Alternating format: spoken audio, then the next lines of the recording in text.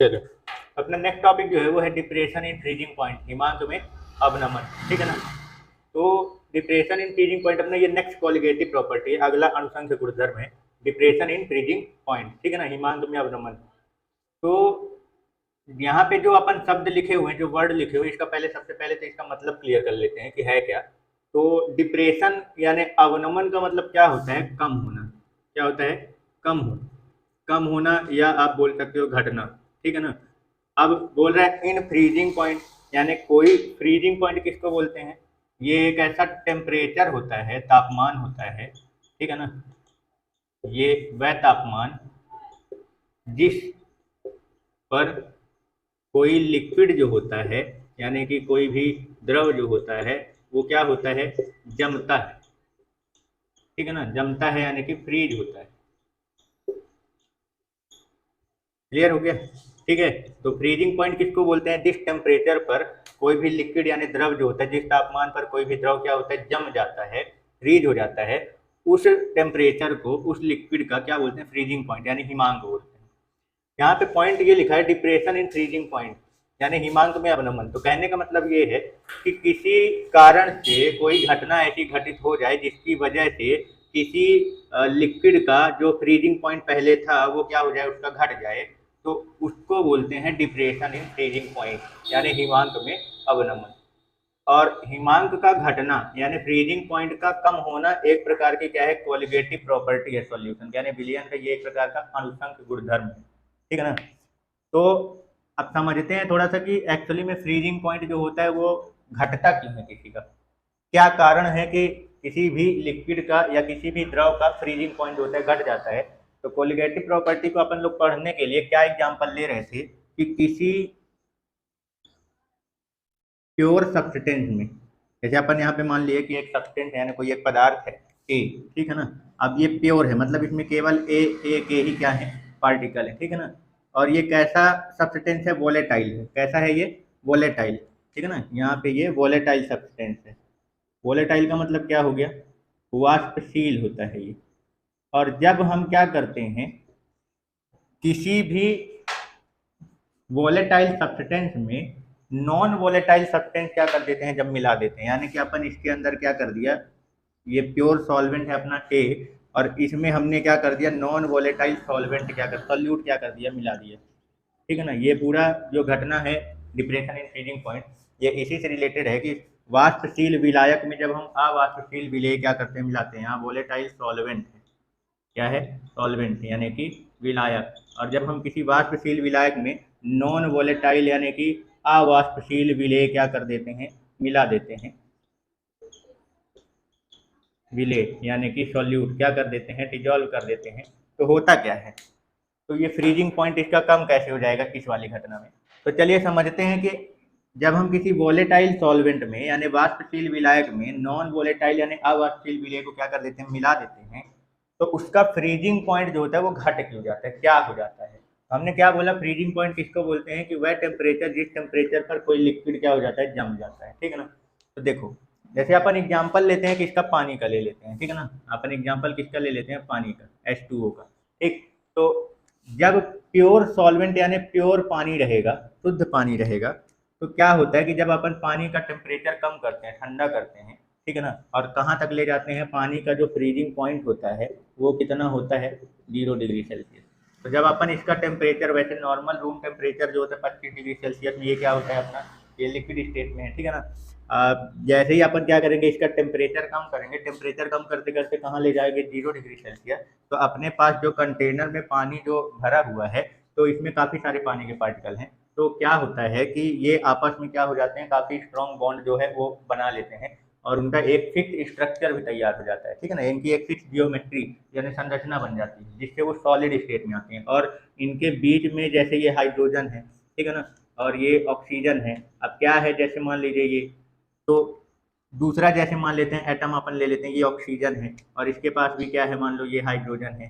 ठीक है ना। ये हो गया। अब जैसे यहाँ पे मान लेते हैं दूसरा एटम ले लेते हैं, ये ऐसे हाइड्रोजन और ऑक्सीजन का, मतलब पानी का पार्टिकल है ये। तो देखो यहाँ पे क्या है, काफ़ी सारे ऐसे पार्टिकल क्या होते हैं? इकट्ठा रहते हैं। ठीक है। और जब अपन इसका टेम्परेचर क्या करते हैं? डाउन करते हैं, तो होता ये है कि ये जैसे ऑक्सीजन है और ये हाइड्रोजन है, तो इनके बीच में क्या हो जाता है, हाइड्रोजन बॉन्ड बनता है। क्या होता है, हाइड्रोजन बॉन्ड बनता है। ऐसे ऐसे जितने भी हैं आसपास के, जितने भी ऑक्सीजन और हाइड्रोजन रहेंगे, उनके बीच में क्या हो जाएगा, हाइड्रोजन बॉन्ड का फॉर्मेशन हो जाता है। ठीक है, तो इस तरीके से ये क्या हो जाते हैं, आपस में काफ़ी सारे ऐसे ही पार्टिकल जो होते हैं पानी के, वो आपस में क्या हो जाते हैं, जुड़ के और एक फिक्स स्ट्रक्चर तैयार कर लेते हैं। मतलब अब ये मूव मूव नहीं कर सकते हैं, सॉलिड स्टेट में आ गए। ये हो गया, बर्फ बन गया। ठीक है ना। तो इसका जमने का कारण क्या है, फ्रीज होने का जो कारण है, टेम्परेचर कम करने पर ये जो जम जा रहा है, सॉलिड स्टेट में आ जा रहा है, वो किसकी वजह से आ जा रहा है, ये बीच में जो हाइड्रोजन बॉन्ड बन रहा है। ठीक है ना, इसकी वजह से। क्लियर। लेकिन क्या होता है, जब हम इस प्योर सॉल्वेंट में, जब हम क्या करेंगे, शुद्ध विलायक में कोई नॉन वोलेटाइल सॉल्यूट क्या कर देंगे, डिजोल्व कर देंगे, तो एक्चुअली में होगा क्या, जैसे पानी के जो पार्टिकल होते हैं, ठीक है ना, तो पानी के पार्टिकल जो होते हैं, तो उनके बीच जैसे आप कोई नॉन वोलेटाइल सॉल्यूट यानी अवाष्टील विलेय मिला दोगे, तो वो अवाष्टील विलेय इनके पार्टिकल के बीच में आ जाते हैं। जैसे अपन नमक मिला दिया, तो नमक क्या होता है, इनके साथ क्या होता है, बॉन्ड बनाने लग जाता है, नमक के कण यानी कि सॉल्ट के पार्टिकल जो होते हैं, वो क्या कर जाते हैं, इनके साथ बॉन्ड बनाने लग जाते हैं अंदर जाके। जब अपन डिजोल्व करते हैं पानी जैसे है, तो पानी में अभी वो सॉलिड स्टेट में है, 0 डिग्री सेल्सियस में सॉलिड स्टेट में चला गया है। लेकिन अब अगला कंडीशन ये बना रहा हूँ कि प्योर पानी में हम क्या मिला रहे हैं, नमक मिला दिए हैं। पानी अभी लिक्विड स्टेट में है, उसमें घोल दिए हैं। तो जो नमक के पार्टिकल हैं, यानी जैसे सोडियम क्लोराइड है तो Na+ आयन और Cl- आयन ये है। तो अब जैसे पानी के पार्टिकल होते हैं तो ऑक्सीजन, अब जैसे ये हाइड्रोजन, ये ठीक है ना। तो अब क्या होता है कि जैसे ये प्लस, ये इस पे माइनस का चार्ज होता है, तो ये इसके साथ बॉन्ड बनाने लग जाता है। ठीक है ना। ऐसे ही जो इसके क्लोरीन आयन है, तो वो क्लोरीन आयन जैसे इस पे प्लस का चार्ज है, तो क्लोरीन माइनस आयन जो होते हैं वो इसके साथ बॉन्ड बनाने लग जाते हैं, जितने भी क्लोरीन माइनस आयन होंगे। तो इस तरीके से नॉन वोलेटाइल जो सॉल्वेंट हमने मिलाया है, मतलब सॉरी सॉल्यूट जो हमने मिलाया है अवाष्टील विलेय, तो वो इनके मतलब ऐसे करके बीच बीच में इनके पार्टिकल क्या हो जाएंगे, आ जाएंगे। तो जब अपन टेम्परेचर कम करेंगे, तो पहले तो 0 डिग्री सेल्सियस पर इनके पार्टिकल के बीच में प्रॉपर तरीके से हाइड्रोजन बॉन्ड बनने की वजह से ये क्या हो गए थे, सॉलिड स्टेट में आ गए थे उस अपने हाइड्रोजन बॉन्ड के कारण। ठीक है। लेकिन जैसे ही हमने क्या किया, ये नॉन वोलेटाइल सॉल्यूट यानी अवाष्टील विलेय मिलाया, तो ये अवाष्टील विलेय इनके पार्टिकल्स के बीच में आ गए। वो खुद इनके साथ क्या कर लिए, ऑक्सीजन के साथ सोडियम, हाइड्रोजन के साथ क्लोरीन क्या हो जाते हैं, जुड़ जाते हैं। तो अब जब अपन टेम्परेचर कम करेंगे, तो 0 डिग्री सेल्सियस पे जो प्रॉपर तरीके से इनका हाइड्रोजन बॉन्ड बन जा रहा था, काम कर जा रहा था, वो अब नहीं कर पाएगा। क्यों? क्योंकि अब ऑक्सीजन के साथ क्या जुड़ चुका है, जैसे सोडियम जुड़ गया है, हाइड्रोजन के साथ क्लोरीन जुड़ गया है, तब ये ऑक्सीजन उस हाइड्रोजन के साथ प्रॉपर तरीके से हाइड्रोजन बॉन्ड जो है वो बॉन्ड जो है वो नहीं बना पाता। तो जो पहले 0 डिग्री सेल्सियस में ये फ्रीज हो जा रहा था, प्रॉपर तरीके से जुड़ जा रहे थे, अब वो 0 डिग्री सेल्सियस में इसके बीच में आ जाने की वजह से नहीं जम पा रहे। तो अब क्या होता है, उसको और मतलब उनको क्या करना है, प्रॉपर तरीके से ये बॉन्ड काम करे, बने, उसके लिए मुझे इसका टेम्परेचर अब और कम करना पड़ेगा।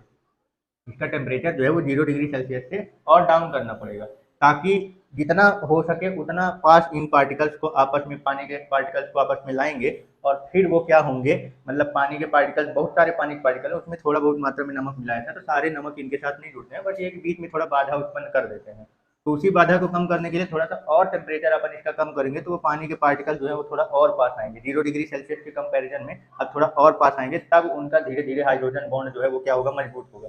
अब फिर जाके वो क्या हो जाएंगे, अच्छे तरीके से मजबूती से क्या हो जाएंगे, वो जम जाएंगे, फ्रीज हो जाएंगे। तो समझ में आया कि जब हम अपन नॉन नॉन वोलेटाइल सॉल्यूट यानी कि अवाष्पील विलेय, जब हम किसी वोलेटाइल सॉल्वेंट यानी वाष्पील विलेय में मिलाते हैं, तो उसका फ्रीजिंग पॉइंट जो है वो कम हो जाता है।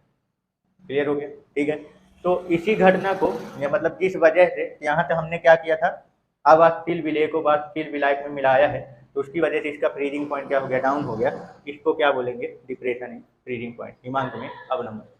और ये कोलिगेटिव प्रॉपर्टी, ये अनुषंग गुणधर्म है, यानी कहने का मतलब ये है कि अगर मैं इसमें जितनी ज़्यादा मात्रा में नमक क्या करता जाऊंगा, मिलाता जाऊंगा, तो उस तो उतने ही ज़्यादा मात्रा में सोडियम और क्लोरीन जो है वो ऑक्सीजन और हाइड्रोजन के बीच में हाइड्रोजन बॉन्ड को बनने में क्या करेंगे, बाधा उत्पन्न करेंगे। क्लियर हो गया? ठीक है ना।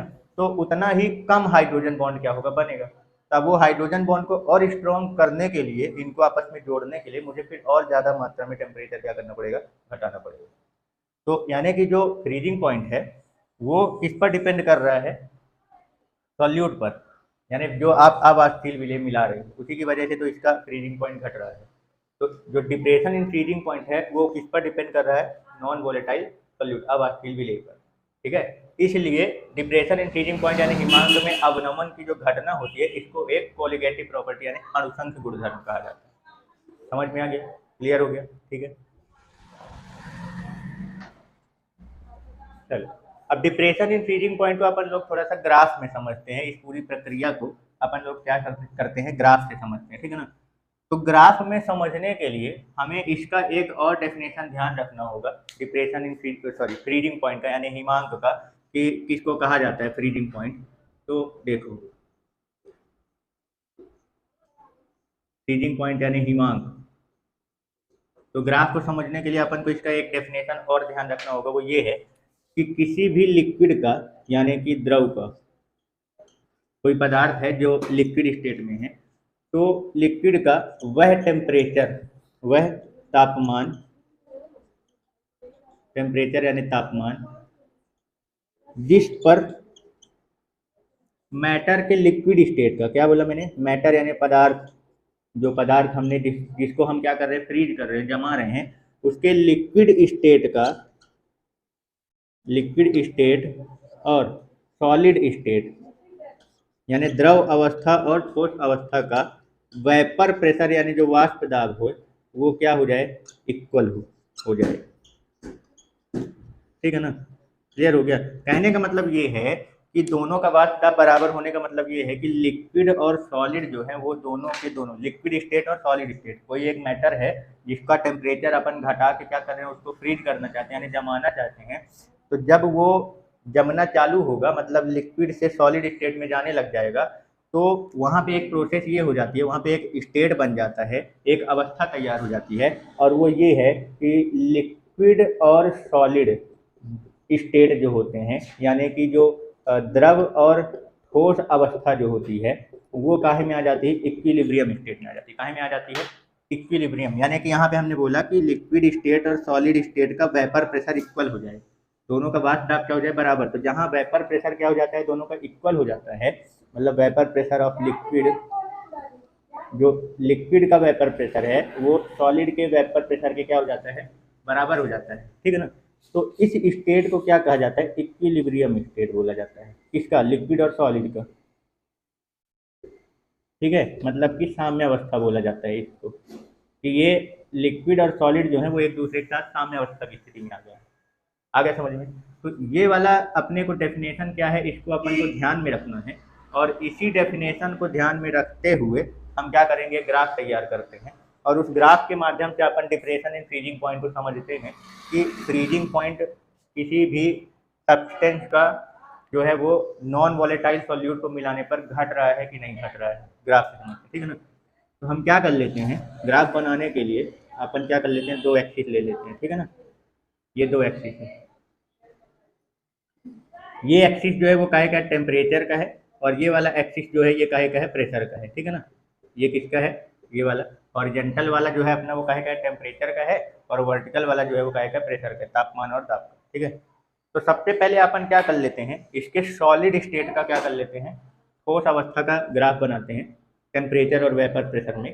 तो इसका सॉलिड स्टेट का जो ग्राफ तैयार होगा वो ऐसा तैयार होगा, ये, ठीक है ना। ये किसी भी मैटर के सॉलिड स्टेट का क्या है, ग्राफ है, क्लियर, ठीक है ना। ये ठोस अवस्था का है, ये जो ब्लू वाला आपको दिख रहा है ये काहे का है, सॉलिड स्टेट, ठीक है। अब क्या करना है, देखो प्योर सॉल्वेंट की अगर हम बात करें, शुद्ध विलायक, तो शुद्ध विलायक की अगर अपन बात करें तो उसका टेम्परेचर बढ़ाने पर उसका प्रेशर क्या होगा, बढ़ेगा। जब प्योर सॉल्वेंट रहेगा अपने पास, किसी कंटेनर में अपने पास जब क्या रहेगा, प्योर सॉल्वेंट, ठीक है ना। तो होता क्या है कि जब अपन किसी का भी टेम्परेचर क्या करते हैं, बढ़ाते हैं, तो ये पार्टिकल जो होते हैं उतना ही ज़्यादा क्या होते हैं, वेपराइज होते हैं, क्या होते हैं, वेपराइज होते हैं। और जितना ज़्यादा पार्टिकल क्या होंगे, वेपराइज होंगे, उसका वेपर प्रेशर यानी वाष्प दाब भी उतना ही ज़्यादा बनेगा। तो टेम्परेचर बढ़ाने पर वेपर प्रेशर क्या होता है, बढ़ता है। लेकिन अभी प्योर सॉल्वेंट की अगर हम बात करें, शुद्ध विलायक का, तो उसका ग्राफ जैसे मान लीजिए अपन बनाते हैं, तो अच्छा इसी का दूसरा अगर अपन अपोजिट बोलें कि टेम्परेचर घटाने पर वेपर प्रेशर में क्या प्रभाव पड़ेगा, तो जब अपन टेम्परेचर घटाएंगे तो इसका वेपराइजेशन क्या हो जाता है, कम हो जाता है, वाष्पीकरण कम होता है, जिसकी वजह से इसका वेपर प्रेशर जो है वो भी क्या हो जाता है, यानी वाष्प दाब जो होता है वो क्या होने लगता है, कम होने लगता है। क्लियर हो गया, ठीक है ना। तो देखो मान लेते हैं कि किसी टेम्परेचर पर, जैसे ये T1 टेम्परेचर है, ठीक है ना, तो इस टेम्परेचर पर लिक्विड का यानी प्योर सॉल्वेंट का वेपर प्रेशर मान लेता हूँ क्या है, यहाँ पे है, ठीक है। प्योर सॉल्वेंट का वेपर प्रेशर जो है वो यहाँ पे है, मान लो T1 टेम्परेचर, ठीक है।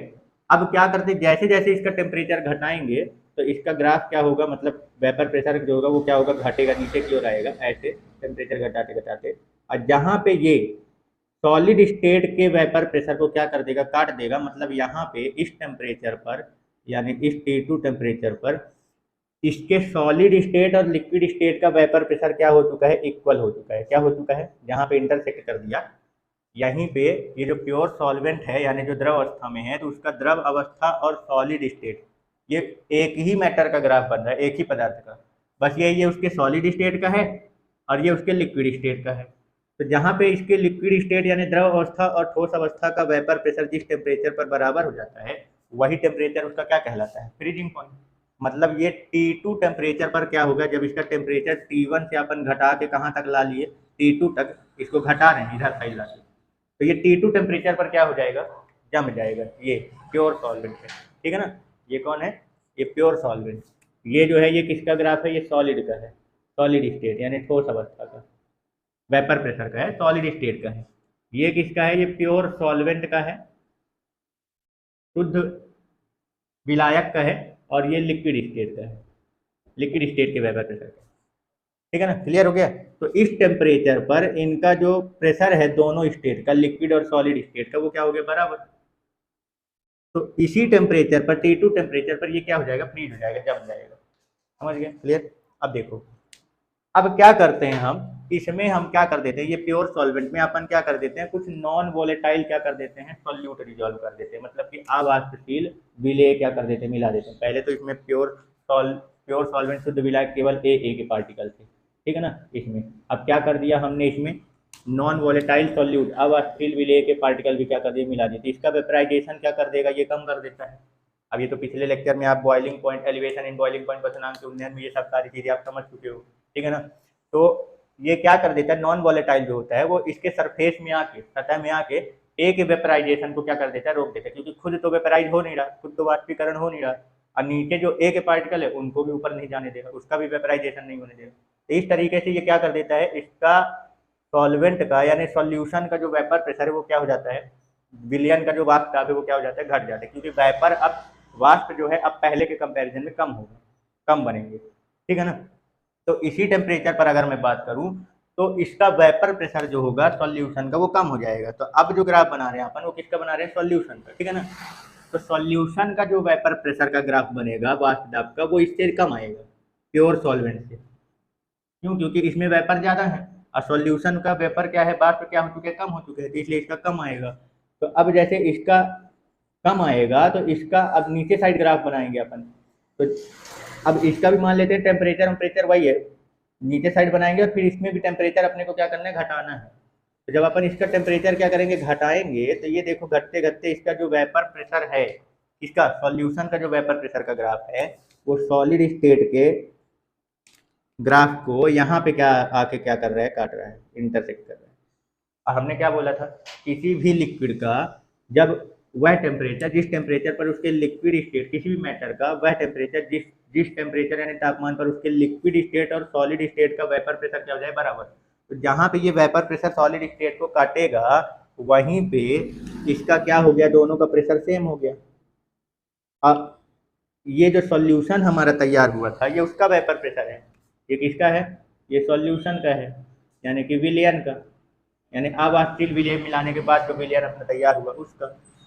तो इसका टेम्परेचर देखो, फ्रीजिंग पॉइंट जो है, जहाँ वह टेम्परेचर जिस टेम्परेचर पर इसके लिक्विड और सॉलिड स्टेट का प्रेशर क्या हुआ, बराबर हुआ है, ठोस और द्रव अवस्था का दाब जो है वो बराबर हुआ है, वो जरा ये देखो कि T2 टेम्परेचर से भी कम टेम्परेचर पर इसका वेपर प्रेशर जो है इन दोनों का क्या हुआ है, इक्वल।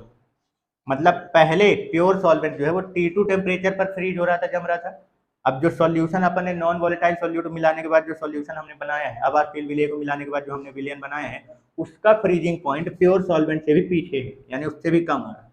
इसका मतलब क्या हुआ, घट गया ना, फ्रीजिंग पॉइंट क्या हो गया, घट गया, यानी डिप्रेस हो गया। इसी घटना को क्या बोलते हैं, डिप्रेशन इन फ्रीजिंग पॉइंट, यानी हिमांक में अवनमन। और अगर अपने को ये निकालना हो कि कितना डिप्रेशन हुआ है, कितना घटा है नॉन वोलेटाइल सॉल्यूट को यानी कि अवास्टिल विलेय को मिलाने पर, तो ये दोनों टेम्परेचर के बीच में जितने का डिफरेंस आएगा, ये तो जो डिफरेंस आ रहा है वही डिफरेंस क्या कहलाएगा, डिप्रेशन इन फ्रीजिंग पॉइंट। और कैसे निकालेंगे, तो बड़ा कौन है दोनों में, T2 बड़ा है और T3 छोटा है, तो जब अपने को डेल टी एफ निकालना होगा तो क्या करोगे, T2 में से T3 को क्या कर देंगे, माइनस कर देंगे। तो जो आंसर आएगा वो क्या बताएगा कि non volatile solute of steel विलेय को शुद्ध विलायक यानी प्योर सॉल्वेंट में मिलाने पर उसके जो हिमांक है यानी कि फ्रीजिंग पॉइंट है उसमें कितनी कमी आ रही है। तो ये ज़्यादा वाले से इस वाले T2 से T3 को क्या कर देना है, माइनस कर देना। आ गया समझ में, ग्राफ क्लियर हुआ, ठीक है, कोई डाउट। चलो देखो, अब जैसा कि क्या है, इसका प्रैक्टिकल करके देखा गया कि जितनी ज़्यादा मात्रा में नॉन वोलेटाइल सॉल्यूट यानी अवास्टिल विलेय को अपन किसी प्योर सॉल्वेंट यानी शुद्ध विलायक में क्या करते हैं, घोलते हैं, तो उसका डिप्रेशन जो है फ्रीजिंग पॉइंट का उतना ज़्यादा होता है, मतलब कि हिमांक में अवनमन यानी कमी जो है उतनी ही ज़्यादा मात्रा में होती है। इसका मतलब ये हो गया कि जो डिप्रेशन इन फ्रीजिंग पॉइंट यानी हिमांक में जो अवनमन है वो सॉल्यूट के अमाउंट पर क्या कर रहा है, डिपेंड कर रहा है, पार्टिकल पर डिपेंड कर रहा है, विलेय की संख्या पर या उसकी मात्रा पर क्या हो रहा है, डिपेंड कर रहा है। तो इसको भी बोला जाता है कि ये जो सॉल्यूशन की ये जो प्रॉपर्टी है, विलियन की ये जो गुण है, ये भी एक प्रकार का क्या है, कॉलिगेटिव प्रॉपर्टी यानी अनुसंग गुणधर्म। तो क्या बोला गया कि जो हिमांक में अवनमन होता है यानी डिप्रेशन इन फ्रीजिंग पॉइंट यानी डेल टी एफ जो होता है वो डायरेक्टली प्रोपोर्शनल होता है किसके, मोलैलिटी के, किसके, मोलैलिटी यानी सॉल्यूशन के यानी विलियन की मोललता के अनुक्रमानुपाती होता है। क्लियर, ठीक है ना। तो जब अपन क्या करेंगे, इसका प्रोपोर्शनल क्या करते हैं, हटाते हैं, तो प्रोपोर्शनल हटाने पर क्या आता है, एक कांस्टेंट वैल्यू आती है, ठीक है ना। जैसे प्रोपोर्शनल हटाएंगे तो एक कांस्टेंट वैल्यू आएगी जिसको क्या बोलेंगे आप, के एफ से रिप्रेजेंट करेंगे, एक कांस्टेंट वैल्यू है के एफ, ठीक है ना, और ये हो गया मोलैलिटी। आई बात समझ में, ठीक है ना। अब इस के एफ को क्या बोलते हैं, तो ये क्या है हमारा, जैसे एलिवेशन इन बॉइलिंग पॉइंट में हमने इसके बारे में पढ़ा था कि ये क्या है, मतलब कि molal elevation boiling point constant, ठीक है ना। तो ऐसे ये जो फ्रीजिंग पॉइंट है ना, डिप्रेशन इन फ्रीजिंग पॉइंट का टॉपिक पढ़ रहे हैं, तो इस कोफिशिएंट का क्या नाम बोलेंगे अपन कांस्टेंट का, तो molal depression in freezing point constant या मोलर डिप्रेशन कांस्टेंट भी आप क्या कर सकते हैं, इसको बोल सकते हो, ठीक है ना। यानी कि कहने का मतलब हो गया मोलल हिमांक अवनमन स्थिरांक, ठीक है, क्लियर हो गया, कोई डाउट, ठीक है ना, ये हो गया इस कांस्टेंट, ठीक है, क्लियर।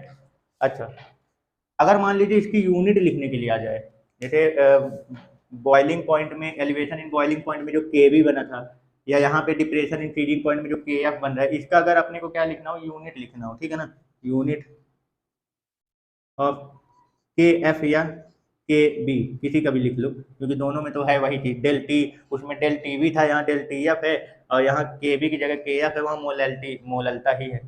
तो कुल मिला के टेम्परेचर और मोललता ही है दोनों साइड, दोनों केस में, तो आएगा दोनों का सेम यूनिट, ठीक है ना। तो अगर मुझे किसी का यूनिट बनाना होता है तो हमें क्या करना होता है कि उसका जिसका भी यूनिट बनाना है उसको आप फॉर्मूले में एक तरफ करो, बाकी सबको दूसरी तरफ भेज दो, यानी के एफ का फॉर्मूला जो बनेगा वो क्या बनेगा, डेल टी एफ अपॉन क्या बनेगा, एम, मोलैलिटी। अब जरा ये बताओ, डेल टी एफ यानी टी क्या है, ये टेम्परेचर, और टेम्परेचर का जो ऐसा यूनिट होता है वो क्या होता है, कैल्विन, क्या होता है, कैल्विन, ठीक है ना। तो ये हो गया इसका।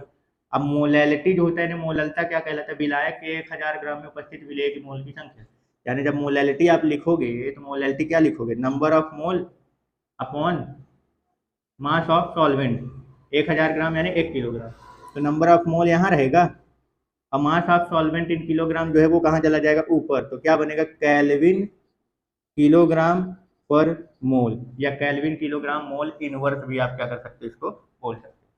क्लियर हो गया यूनिट, कोई डाउट यूनिट में। चलो, इसका डेफिनेशन भी पूछा जाता है कि के एफ को डिफाइन कीजिए, क्या कीजिए, के एफ को क्या करो, डिफाइन करो कि इसका डेफिनेशन क्या लिखोगे। तो देखो इसका डेफिनेशन बनाने के लिए क्या करते हैं, अपन मान लेते हैं कि जो मोलैलिटी है वो कितना है, 1, कितना है 1। तो जब अपन मोलैलिटी यहाँ 1 रखेंगे तो इसका ये जो आएगा के एफ की वैल्यू, तो ये किसके बराबर आ जाएगा, del T F is equal to क्या आएगा अपना, ये जो के एफ है यानी कि मोलैलिटी की जगह 1 रख दूंगा तो के एफ किसके बराबर आ जाएगा, डेल टी एफ के बराबर आ जाएगा, है ना। इसका मतलब ये जो कांस्टेंट वैल्यू है वो डिप्रेशन इन फ्रीजिंग पॉइंट के बराबर होता है अगर मोलैलिटी कितनी हो, 1। मोलैलिटी कितनी हो, मोललता कितना हो, 1 हो। तो जो फ्रीजिंग पॉइंट का ये डिप्रेशन इन फ्रीजिंग पॉइंट का जो कांस्टेंट वैल्यू आता है वो डिप्रेशन इन फ्रीजिंग पॉइंट के ही बराबर होता है, हिमांक में जितनी कमी आती है उसी के बराबर। अपन इसको डेफिनेशन में कैसे लिखेंगे, मोलैलिटी का मतलब क्या बोलते हैं कि यदि सॉल्वेंट यानी कि विलायक, है ना, सॉल्वेंट यानी कि विलायक के 1 किलोग्राम या आप ये बोल दो इसके 1000 ग्राम में 1 मोल सॉल्यूट यानी कि विलेय, अब ये विलेय जो है कौन सा, 1 मोल नॉन वोलेटाइल सॉल्यूट, कैसा, नॉन वोलेटाइल सॉल्यूट यानी कि अवाष्पशील विलेय, अवाष्पशील विलेय को मिलाने पर जितना फ्रीजिंग पॉइंट यानी कि हिमांक में कमी आती है उसे ही क्या कहते हैं, molal depression in freezing point constant, ठीक है ना, उसे ही क्या बोलते हैं, molal depression in freezing point constant या मोलल डिप्रेशन कांस्टेंट भी क्या कर सकते हो, बोल सकते हो, यानी कि मोलल हिमांक अवनमन स्थिरांक। समझ में आ गया इसका डेफिनेशन, क्लियर, कोई दिक्कत, ठीक है। अब देखो ये डिप्रेशन इन फ्रीजिंग पॉइंट की मदद से अपन क्या कर सकते हैं, जो नॉन वोलेटाइल सॉल्यूट होते हैं यानी जो अवाष्पशील विलेय होते हैं, अपन उसका मोलर मास या मोलिकुलर मास भी क्या कर सकते हैं, उसका भी फॉर्मूला क्या कर सकते हैं, निकाल सकते हैं, मोलर मास का कैलकुलेट कर सकते हैं। जो अपन नॉन वोलेटाइल सॉल्यूट जो है वो यानी अवाष्पशील विलेय जो हम शुद्ध विलायक यानी प्योर सॉल्वेंट में मिला रहे थे, जिसकी वजह से ये फ्रीजिंग पॉइंट में क्या हो गया, कमी आ गया, डिप्रेशन आ गया, हिमांक में अवनमन हो गया, तो अपन उस नॉन वोलेटाइल सॉल्यूट का यानी अवाष्पशील विलेय का क्या निकाल सकते हैं, मोलिकुलर मास क्या कर सकते हैं, इससे कैलकुलेट कर सकते हैं। तब समझिए कि कैसे कैलकुलेट किया जाएगा। तो देखो अपने पास ये जो formula del T F is equal to K F into ये जो एम है, इसी से अपने को आगे बढ़ाना है। तो ये del T F is equal to लिख दो के एफ इंटू एम, ठीक है ना। अब ये क्या है, एम क्या है, मोलैलिटी, मोललता। अब मोललता का जो सूत्र होता है वो क्या लिखा जाता है, मोललता का सूत्र क्या बोला जाता है, number of mole of solute, मान लो हमने सॉल्यूट भी मिलाया है और उसका number of mole of solute divided by यानी विलेय का मोल की संख्या बटे विलायक का किलोग्राम में द्रव्यमान, ठीक है ना। तो अपन मान लेते हैं विलायक जो है यानी सॉल्वेंट जो है वो ए मान लेते हैं और यहाँ पे अभी मास जो है वो कायम है किलोग्राम में, कायम है किलोग्राम में, ठीक है ना। अब जरा ये बताओ कि हमें जो नंबर ऑफ मोल है यानी जब हम सॉल्यूट आपको देंगे मिलाने के लिए प्योर सॉल्वेंट में, तो उसका कुछ ना कुछ तो मात्रा दूंगा कि कितनी मात्रा, जैसे 10 ग्राम 20 ग्राम 50 ग्राम कुछ ना कुछ तो दूंगा जो मिला रहे हो। तो उसके उतने मास से अगर अपने को मोलर उसका नंबर ऑफ मोल पता करना तो कैसे पता करते हैं, उसके गिवन मास को उसी के मोलर मास से, दिए गए द्रव्यमान को उसी के मोलर द्रव्यमान से क्या कर देते हैं, भाग कर देते हैं, ठीक है ना। तो उसका क्या जाता है नंबर ऑफ मोल। तो ये एनबी की जगह अपन क्या लिख सकते हैं, एनबी की जगह given mass of solute W B divided by उसका मोलर मास ऑफ सॉल्यूट, ये ठीक है ना। और अगर मान लो सॉल्वेंट का मास किलोग्राम में ना दे के काहे में दे दे ग्राम में, तो उसका ऊपर क्या हो जाएगा 1000 का मल्टीप्लाई हो जाएगा, ये काहे में आ गया है ग्राम में, ठीक है ना, क्लियर। तो 1000 का क्या हो जाएगा ऊपर मल्टीप्लाई हो जाएगा। भाई किलोग्राम को अगर ग्राम में दे देगा उसको किलोग्राम में बदलना तो 1000 से भाग करते हैं तब जाके वो किलोग्राम में होता है, और फिर उसको 1000 को क्या कर देते हैं ऊपर भेज देंगे, ये फॉर्मूला। अब यहाँ पे अपने पास मोलर मास है, इस मोलर मास को इधर भेज देंगे और डेल टी एफ को इधर भेज दो, ठीक है ना। यानी कि जो अपना प्योर मतलब जो सॉल्वेंट सॉल्यूट है यानी जो नॉन वोलेटाइल सॉल्यूट अवाष्पशील विलेय है उसका मोलर मास का formula M B equal to क्या बन जाएगा, K F upon del T F, और फिर इधर क्या है W B upon W A लिख लो, W B upon W A गुणे 1000, ये बन गया क्या अपना फॉर्मूला, ठीक है, काय का। या ये भी बोल सकते हो नॉन वोलेटाइल सॉल्यूट यानी अवाष्पशील विलेय के मोलर मास और डिप्रेशन इन फ्रीजिंग पॉइंट यानी हिमांक में अवनमन का रिलेशन है, संबंध। जब भी रिलेशन या संबंध बोला जाता है जिससे भी रिलेटेड बोलेगा, तो मान लो कि सॉल्यूट के मोलर मास यानी विलेय के मोलर द्रव्यमान और उसके डिप्रेशन इन फ्रीजिंग पॉइंट यानी हिमांक में अवनमन को के बीच में संबंध को सत्यापित कीजिए, संबंध बताइए, रिलेशन। तो जब संबंध या रिलेशन पूछा जाता है तो एक्चुअली में उन दोनों से रिलेटेड कोई एक वैसा फॉर्मूला बताना होता है जिस फॉर्मूले में ये दोनों क्या हो, प्रेजेंट। आ गया समझ में कि इसका मोलर मास कैसे निकालना है? कोई डाउट? ठीक है, तो चलिए अपन लोग डिप्रेशन इन फ्रीजिंग पॉइंट यानी हिमांक में अवनमन के कुछ अनुप्रयोग यानी एप्लीकेशन समझते हैं। मतलब कि इस फिनोमिना का, इस घटना का कहाँ पे यूज किया जाता है, या अपन को इस फिनोमिना को कैसे अपन अपने काम में जो है वो लाते हैं। ठीक है ना? तो देखो, डिप्रेशन इन फ्रीजिंग पॉइंट का मतलब होता है फ्रीजिंग पॉइंट का घटना। अब अपने यूज में लाना, तो इसका मतलब ये है कि शायद अपना काम जो है वो जो प्योर सॉल्वेंट होता है यानी जो शुद्ध विलायक होता है वो जितने टेम्परेचर पर जम जा रहा है, हो सकता है उस टेम्परेचर पर अपने काम में बाधा आ रही हो। समझ गए? अपने काम में क्या आ रही है? बाधा आ रही है। और मुझे उस काम को प्रॉपर तरीके से अगर करना हो तो मुझे उसका क्या करना पड़ेगा? फ्रीजिंग पॉइंट घटाना पड़ेगा। ठीक है? तो इस तरीके के जब अपने पास केस या घटनाएं समझ में आती हैं तो वहां पे अपन को ये कॉन्सेप्ट यूज करना होता है।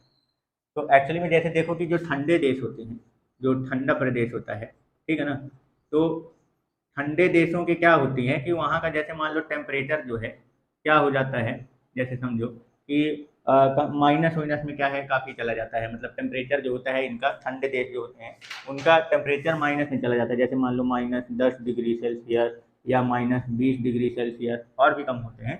तो ऐसा मान लो इनका टेम्परेचर होता है। ठीक है ना? अब ठंडे देशों के क्या होते हैं, जैसे वहाँ पे बर्फ काफ़ी पड़ती रहती है, भाई टेम्परेचर इतना कम है तो वहाँ पे बर्फ वगैरह क्या होते हैं, बनते रहते हैं। ठीक है ना? तो जो स्ट्रीट होती हैं ठंडे देशों के, यानी कि जो रोड होते हैं, स्ट्रीट बोल दो या रोड बोल दो, ठीक है ना, जो रास्ते होते हैं, तो उनमें क्या होता है कि काफ़ी बर्फ जमी होती है। उनमें क्या होता है, काफ़ी बर्फ जो होती है वो क्या होती है, जमी होती है, आइस, बर्फ।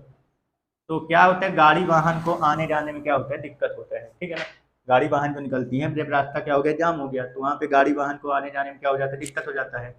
तो अब करना क्या है, कि इसको हमें साफ करना है। तो साफ करने के लिए मुझे इसको क्या करना पड़ेगा, मेल्ट करना पड़ेगा, पिघलाना पड़ता है। क्या करना है अपने को, इसको पिघलाना है। तो अब जो आइस होता है, पानी जो होता है, वो कितने में होता है, 0 डिग्री सेल्सियस में जम जाता है। कितने में जम जाता है, 0 डिग्री सेल्सियस में पानी जो होता है वो जम जाता है, बर्फ बन जाता है। और जबकि अब उधर के एटमॉस्फेयर का जो टेम्परेचर वो -10 से -20 है, तो ये तो जमा ही रह जाएगा। अब क्या करें कि इसको रास्ते से हटाने के लिए, और रास्ता छोटा मोटा है नहीं, काफ़ी लंबा रास्ता होता है और काफ़ी ज़्यादा मात्रा में क्या हो जाते हैं, बर्फ और वहाँ जमते हैं। ठीक है ना? तो अब इसको साफ करने के लिए क्या तरीका अपनाया जाए, तो ये सोचा गया कि अगर मान लो इसका मेल्टिंग पॉइंट यानी इस जो बर्फ है इसका या पानी का मेल्टिंग पॉइंट अपन क्या कर दें, जो वहाँ का नॉर्मल टेम्परेचर है, ठीक है ना, तो अभी मेल्टिंग पॉइंट इसका कितना है, 0 डिग्री सेल्सियस। और अगर मैं इसका मेल्टिंग पॉइंट घटा के कितना कर दूं, मान लो -50 डिग्री सेल्सियस कर दूं, कितना कर दूं, -50 डिग्री सेल्सियस। तो अगर मान लो मैं किसी तरीके से इसका मेल्टिंग पॉइंट -50 डिग्री सेल्सियस यानी हिमांक जो है उसका -50 में पहुंचा दूंगा, तो ये आराम से क्या हो जाएगा, पिघल जाएगा। मतलब क्या हो जाएगा, मेल्ट हो जाएगा। सॉरी, मेल्टिंग पॉइंट बोल दिया, फ्रीजिंग पॉइंट, सॉरी। ठीक है ना? तो अगर अपन क्या कर देते हैं, इसका फ्रीजिंग पॉइंट जो है यानी कि जो हिमांक है वो घटा के कहाँ पहुंचा दूं, -50। पहले इसका फ्रीजिंग पॉइंट कितना था, सॉरी यहाँ पे मेल्टिंग पॉइंट लिख दिया हूँ। पहले इसका जो फ्रीजिंग पॉइंट था वो कितना था, 0 डिग्री सेल्सियस।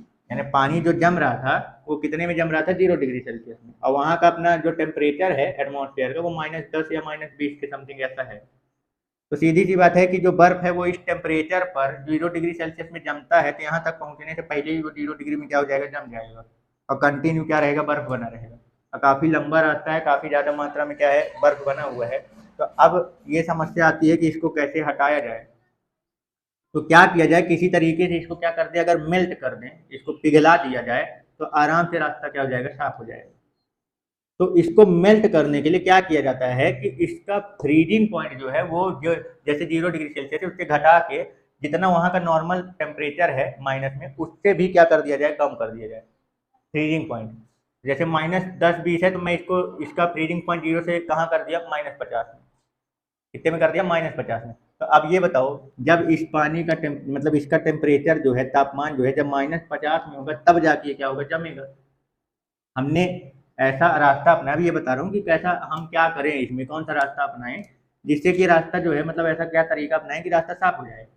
तो मैं ये बोल रहा हूँ, जो 0 डिग्री सेल्सियस में जम रहा था, तो मैं इसका फ्रीजिंग पॉइंट 0 से घटा के कहाँ कर देता हूँ, -50 में, जो कि वहाँ के एटमॉस्फेयर के टेम्परेचर से भी कम टेम्परेचर है, तापमान है। तो जब मैं इसका फ्रीजिंग पॉइंट -50 में पहुँचा दूंगा, तो एटमॉस्फेयर का टेम्परेचर कितना है, -10 से -20 के समथिंग है। और ये जमेगा कितने में, -50 में। जब उसका टेम्परेचर एटमॉस्फेयर का -50 में पहुंचेगा तब। तो इसका मतलब ये है कि -10 से -20 में ये क्या हो जाएगा, पिघल जाएगा आराम से। क्या हो जाएगा, ये मेल्ट हो जाएगा, क्योंकि आपने इसका फ्रीजिंग पॉइंट कहाँ पहुंचा दिया, -50 में। तो इस टेम्परेचर पर ये फ्रीज नहीं हो पाएगा, क्योंकि इसको फ्रीज होने के लिए -50 डिग्री सेल्सियस चाहिए। अपना वहाँ का नॉर्मल टेम्परेचर -10 से -20 है, तो इस टेम्परेचर पर ये फ्रीज नहीं रहेगा, जमा नहीं रहेगा, ये क्या हो जाएगा, मेल्ट हो जाएगा, पिघल के क्या हो जाएगा, ये रास्ता जो है वो क्या हो जाएगा, साफ हो जाएगा। तो अब बात ये आती है कि इसको कैसे मेल्ट किया जाता है। तो वही नॉन वोलेटाइल, मतलब ये पानी में कोई ऐसा चीज़, यानी जैसे नमक हो गया, तो नमक भारी मात्रा में क्या कर दो, इसमें मिला दो नमक। तो नमक क्या कर देता है, नमक जो होता है वो क्या कर देता है, इसका फ्रीजिंग पॉइंट क्या कर देगा, घटा देगा। मतलब कि जो हिमांक है उसको क्या कर देगा, कम कर देगा। ठीक है ना। और इतनी मात्रा में मिलाया जाता है कि जो वहाँ का रूम टेम्परेचर नॉर्मल, जो वहाँ का माइनस में टेम्परेचर, उससे भी क्या हो जाए, इसका फ्रीजिंग पॉइंट कम हो जाए, ताकि इस टेम्परेचर पर ये फ्रीज ना हो पाए, ये मेल्ट हो जाए। और इस तरीके से फिर रास्ता क्या कर दिया जाता है, साफ कर दिया जाता है। तो आया समझ में इसका यूजेस कहाँ पे क्या कैसे करते हैं। ठीक है। इसी तरीके से जो जैसे ठंडे देश में जो गाड़ी वगैरह होती है, गाड़ियाँ जो होती हैं, तो उनमें उनके रेडिएटर में जो लिक्विड मिलाया जाता है, जैसे अपन के यहाँ पे, जो हम लोगों का यहाँ पे जो नॉर्मल रूम टेम्परेचर वो 25, 30, 35 इतने का समथिंग होता है। ठीक है ना। तो यहाँ पे अपन लोग अपनी गाड़ी के रेडिएटर में, यानी कि जैसे इंजन उंजन को ठंडा रखने के लिए, बैटरी को अच्छे तरीके से काम करने के लिए, अपन लोग क्या करते हैं, पानी मिलाते हैं। क्या करते हैं, पानी। और वो पानी जो है वो इस टेम्परेचर पर, यहाँ के रूम टेम्परेचर यानी 25-30 डिग्री सेल्सियस के टेम्परेचर पर वो लिक्विड स्टेट में रहता है। कौन सी स्टेट में रहता है, लिक्विड स्टेट, द्रव अवस्था में। तो आराम से क्या है, रेडिएटर में जब अपन मिलाते हैं तो वो पाइप वाइप जो होती है उनकी, उसमें आराम से वो क्या हो जाता है, फ्लो हो जाता है, और अपना आराम से प्रॉपर तरीके से पूरे इंजन में क्या है वो काम करता है। लेकिन यही चीज़ अगर ठंडे देशों की अगर बात करूँ, तो वहाँ का टेम्परेचर -10 से -20 डिग्री सेल्सियस है। तो अगर मैं वहाँ में रेडिएटर में अगर मान लो मैं पानी वगैरह उसमें मिलाता हूँ, ताकि उसकी बैटरी वगैरह या इंजन वगैरह प्रॉपर तरीके से काम कर सके, तो उसके पाइप में ये पानी जो है वो क्या हो जाएगा, जम जाएगा।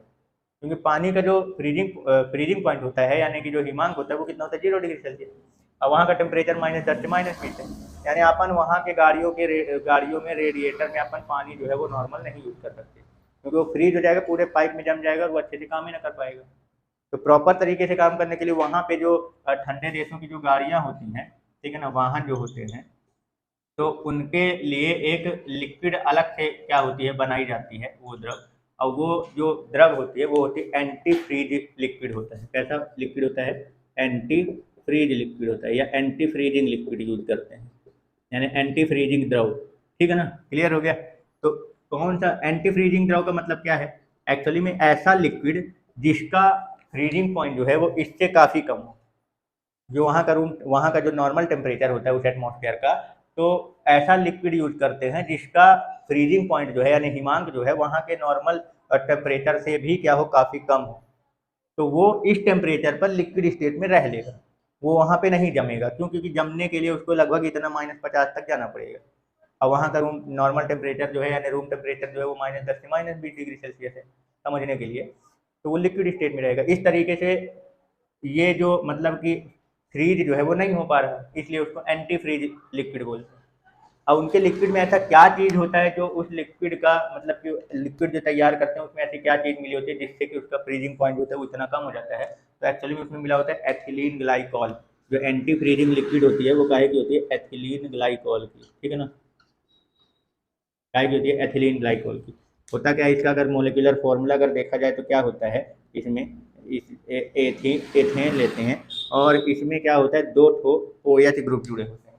क्या होते हैं इसमें, 2 ठो अल्कोहल के ग्रुप लगे होते हैं। ठीक है ना, OH, इसको बोलते हैं एथिलीन ग्लाइकॉल। क्लियर हो गया। ठीक है, तो इसका एप्लीकेशन समझ में आया। तो ऐसे ही मतलब जो ठंडे देश होते हैं जहाँ पे अपना कोई भी लिक्विड जो है वो अपने जैसे जितने टेम्परेचर पर वो क्या हो जाता है, फ्रीज हो जाता है, और वहाँ का टेम्परेचर जो है उसके फ्रीजिंग पॉइंट से भी क्या हो, कम हो, तो वहाँ पे अपन उसको प्रॉपर तरीके से काम में नहीं ला पाएंगे। तो उसको प्रॉपर तरीके से काम में लाने के लिए अपन यही वाला concept depression in freezing point यानी हिमांक में अब नमन वाला क्या करते हैं, अप्लाई करते हैं। तो उसमें यही नॉन वॉलेटाइल सॉल्यूट यानी कि अब अस्टील विलेय को मिला के और उसका फ्रीजिंग पॉइंट यानी हिमांक जो है वो क्या कर देते हैं, घटा देते हैं, ताकि वो क्या हो जाए, उस टेम्परेचर पर वो लिक्विड स्टेट यानी द्रव अवस्था में रहे और उसको अपन प्रॉपर तरीके से काम में क्या कर सकें, ला। तो ये था अपना डिप्रेशन इन फ्रीजिंग पॉइंट का टॉपिक। समझ गए, क्लियर हो गया, कोई डाउट? ठीक है।